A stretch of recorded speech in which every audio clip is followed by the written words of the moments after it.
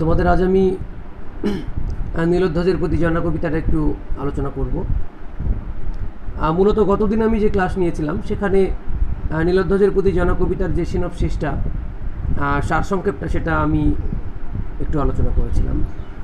আজ গুরুত্বপূর্ণ কিছু লাইন যেগুলো বারবার পরীক্ষা আসে, হয়তো সমস্ত লাইন উল্লেখ করা যাবে না,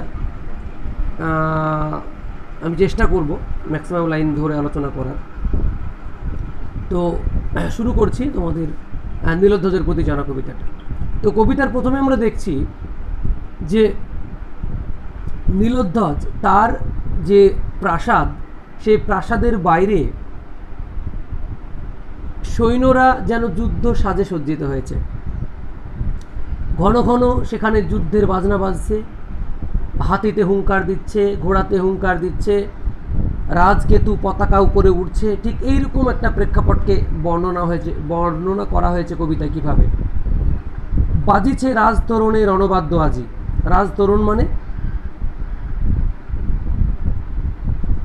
রাজা নীলোধ্বজের যে রাজপ্রাসাদ, তার যে বড় গেট, সেখানে রণবাদ্য বাজছে। রেশে অশ্ব, অশ্ব মানে ঘোড়া, সে চিৎকার করছে। গর্জে গজ, গজ মানে হাতি, হাতিও চিৎকার করছে। উড়িছে আকাশে রাজকেতু। প্রত্যেকটা রাজ্যের নিজস্ব কিছু রাজনৈতিক কাজকর্মের জন্য তাদের সিম্বলিক কিছু পতাকা, কেতু থাকে। কেতু মানে পতাকা। এখানে নীলোধ্বজের রাজ্যের একটা পতাকা ছিল, সেটা রাজপ্রাসাদের মাথায় ফরফর করে উঠছিল। মুহুর্মুহু হুঙ্কারিছে মাতি, রণমদে রাজসৈন্য। আর ঘন ঘনই রাজসৈন্য চিৎকার দিয়ে হুঙ্কার দিয়ে উঠছে, যেন যুদ্ধের নেশায় মত্ত হয়ে আছে, যুদ্ধ করবে তাই। ঠিক এই প্রেক্ষাপট যখন চলছে, তখন জনা এই ঘটনাটা দেখার পরে তার মনে হয়েছে যে কী ব্যাপার, এরকম হচ্ছে কেন? রাজপ্রাসাদে সৈন্য সেজেছে, রণবাদ্য বাজছে, ঘোড়া চিৎকার করছে, হাতি চিৎকার করছে, কি ব্যাপারটা কি? কোন হেতু, কি কারণে? সাজিছ কি নররাজ যুজিতে সদলে, প্রবীর পুত্রের মৃত্যু প্রতি বিধিচ্ছিতে। অর্থাৎ জনা বলতে চাইছে তার স্বামীকে উদ্দেশ্য করে যে তুমি কি আমাদের একমাত্র পুত্র প্রবীরের মৃত্যুর প্রতিশোধ নেওয়ার জন্য তুমি যুদ্ধে যাচ্ছ, যুদ্ধে যাওয়ার জন্য প্রস্তুতি নিয়েছ? নিবাইতে শোকাগ্নি ফাল্গুনীর লোহে।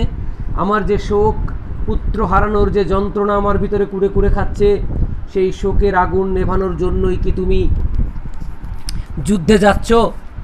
ফাল্গুনীর রক্তে হাত রাঙিয়ে আমাকে সান্ত্বনা দেওয়ার জন্য। ফাল্গুনীকে অর্জুন। অর্জুন ফাল্গুন পূর্ণিমাতে জন্মগ্রহণ করেছিল বলে তার নাম ফাল্গুনী। আর লোহে মানে রক্তে।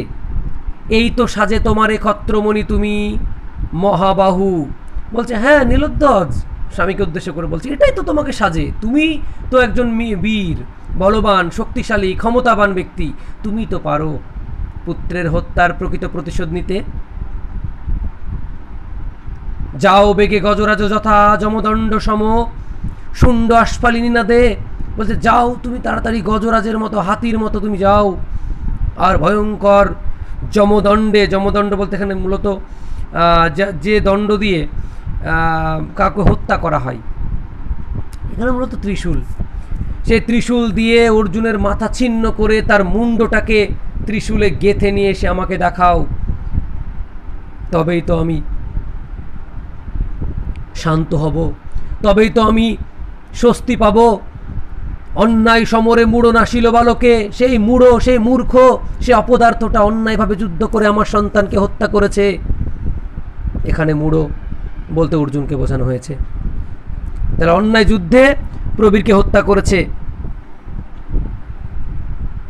ভুলিব এ জ্বালা, এ বিষম জ্বালা দেব ভুলিব সত্তরে। আর সত্যি যদি একমাত্র পুত্র প্রবীরের হত্যাকারী অর্জুনকে মেরে তার মুন্ডটাকে কেটে ত্রিশূলে গেঁথে জনাকে এনে দেখায় স্বামী নীলোধ্বজ, তবে জনা পুত্র হারানোর যন্ত্রণা, শোকটা সে ভুলবে।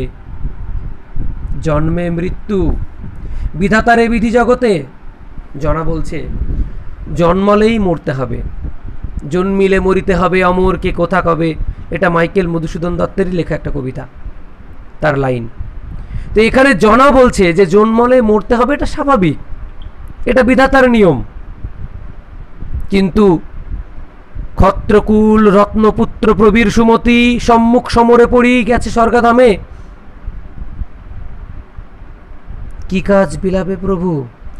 বলছে জন্মালে মরতে হবে জানি, কিন্তু আমার যে পুত্র ক্ষত্রিয় সন্তান ক্ষত্রকুল রত্ন প্রবীর, সে যুদ্ধে সামনাসামনি যুদ্ধে প্রাণ হারিয়েছে, এই যন্ত্রণা এই কষ্ট তো সত্যি আমাকে তাড়া করে বেড়াচ্ছে, আমি কি করে ভুলবো প্রভু?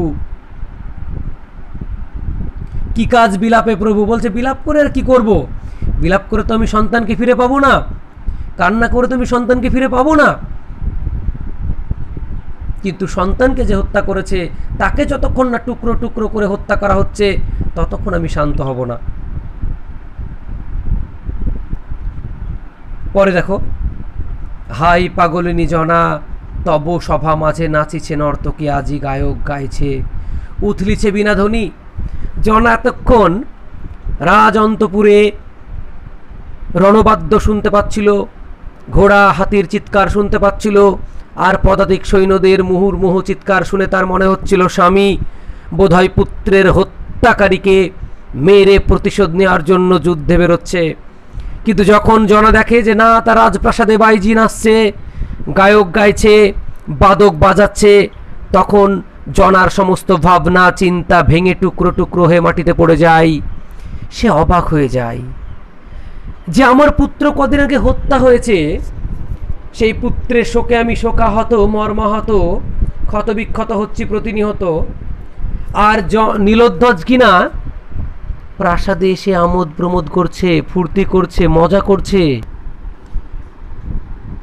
এইতে জনা কেন, প্রত্যেকটা মাই, পৃথিবীর প্রত্যেকটা মাই রাগান্বিত হবেন, এটাই স্বাভাবিক। তাই জনা বলে ওঠে, পুরোটাই কিন্তু একটা পত্র, একটা চিঠি, আমি প্রথম দিনই বলেছিলাম, নতুন করে বলার কিছু নেই। তাই জনা বলছেন, তব সিংহাসনে বসেছে পুত্র হারিপু মিত্রোত্তম এবে। শুধু সিংহাসনে গান হচ্ছে, নাচ হচ্ছে, বাদক বাজাচ্ছে, শুধু এটা নয়, পুত্রকে হত্যাকারী একমাত্র শত্রু অর্জুনকে সিংহাসনে বসিয়েছে নীলোধ্বজ।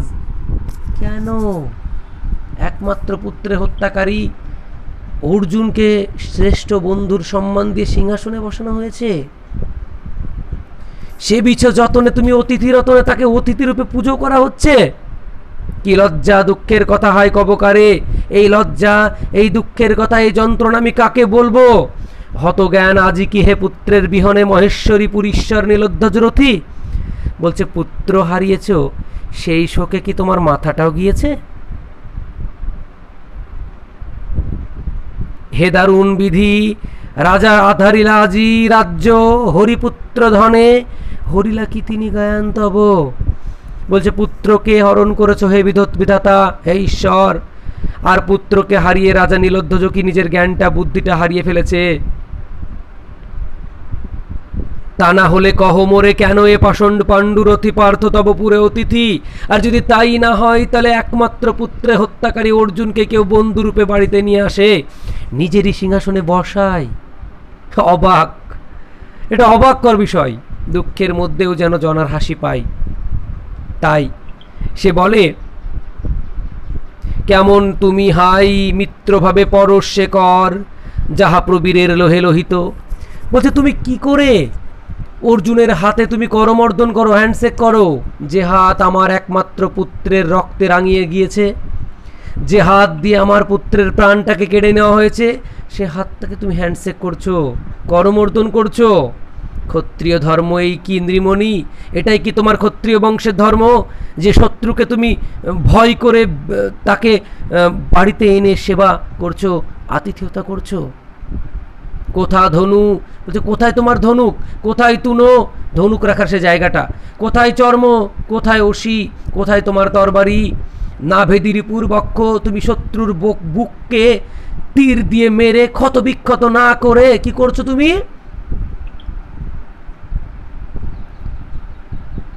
তীক্ষ্ণতম স্বরে রণক্ষেত্রে মিষ্টালাপে তুষিছ কি তুমি কর্ণতার সভাতলে।